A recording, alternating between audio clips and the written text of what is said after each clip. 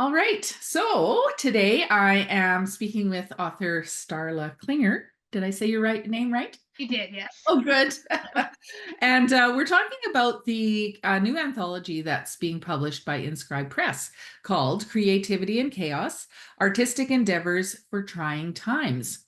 So very excited about that anthology coming out, and congratulations on having a piece in that anthology, Starla. Thank you. I think it's very timely, and I've been really enjoying talking to various authors that have pieces about what inspired them and where their piece came from. So let's get right to that. Your Okay. piece is called After the War, and it's a fiction piece, which is interesting. So tell Okay. us about it. Yeah. Uh, so when I saw the announcement for an opportunity to be part of this, I was working on a piece about it was around Remembrance Day. So a lot of the inspiration came from being just at different events throughout Remembrance Day, and we are actually a military family.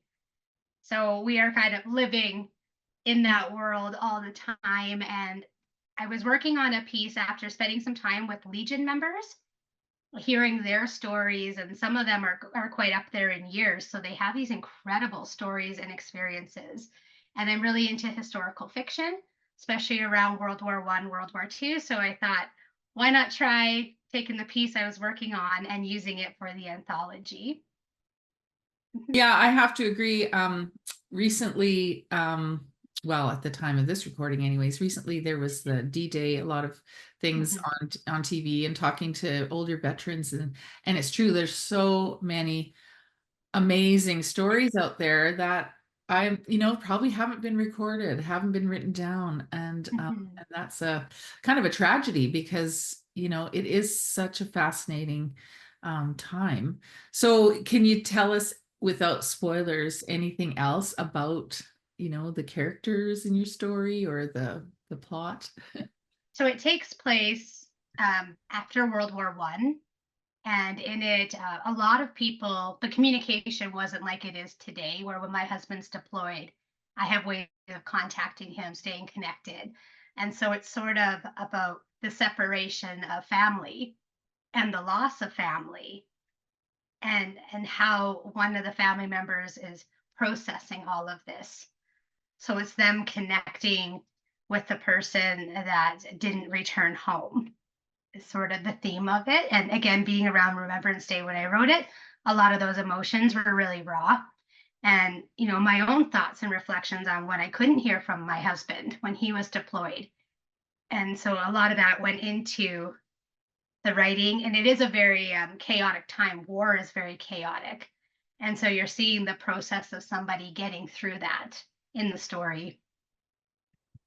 Absolutely. And, one of the themes that seems to keep coming up as I talk to various authors is this idea that through that chaos and through the trial is often one of our biggest times of growth, like personally and spiritually.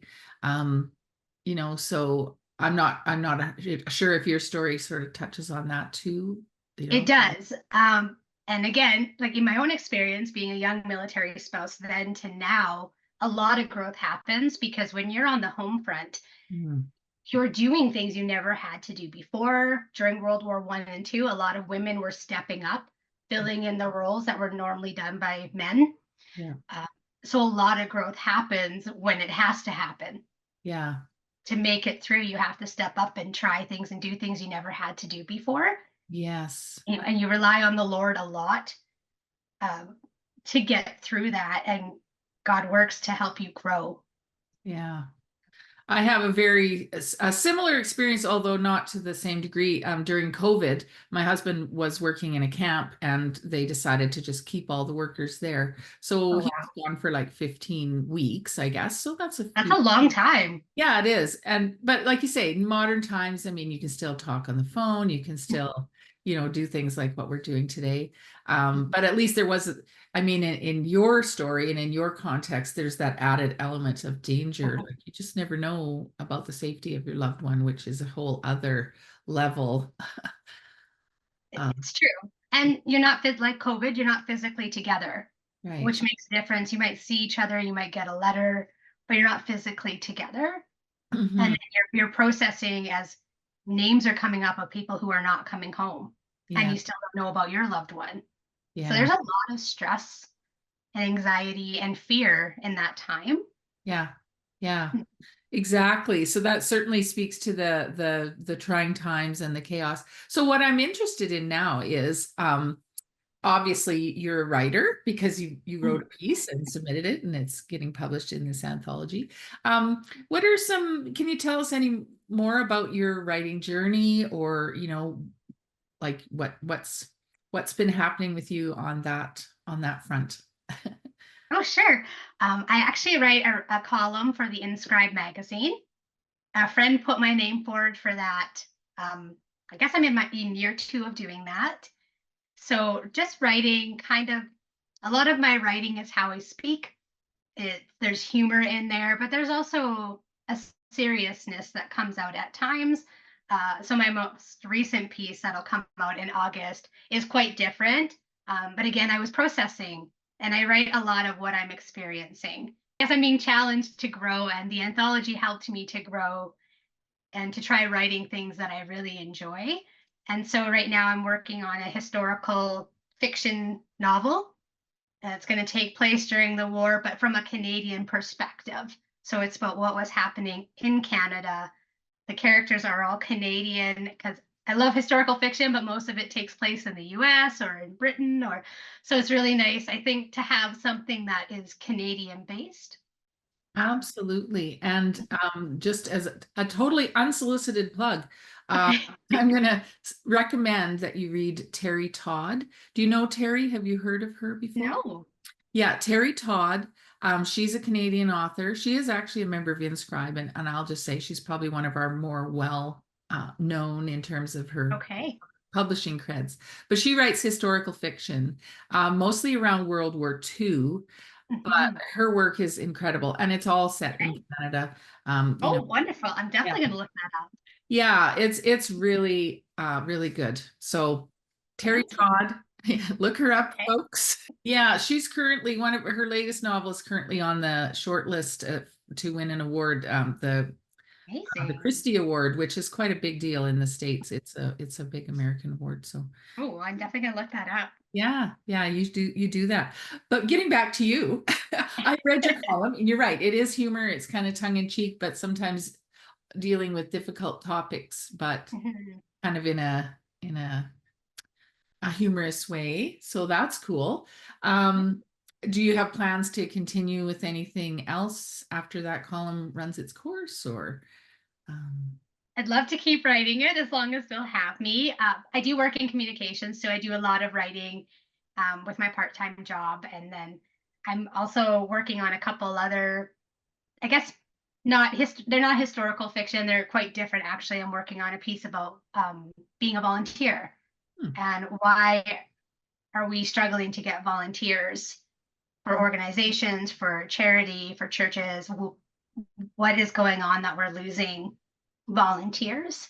hmm, And what could we do different to encourage people to get back into volunteering? that's true. Yeah, that is Yeah.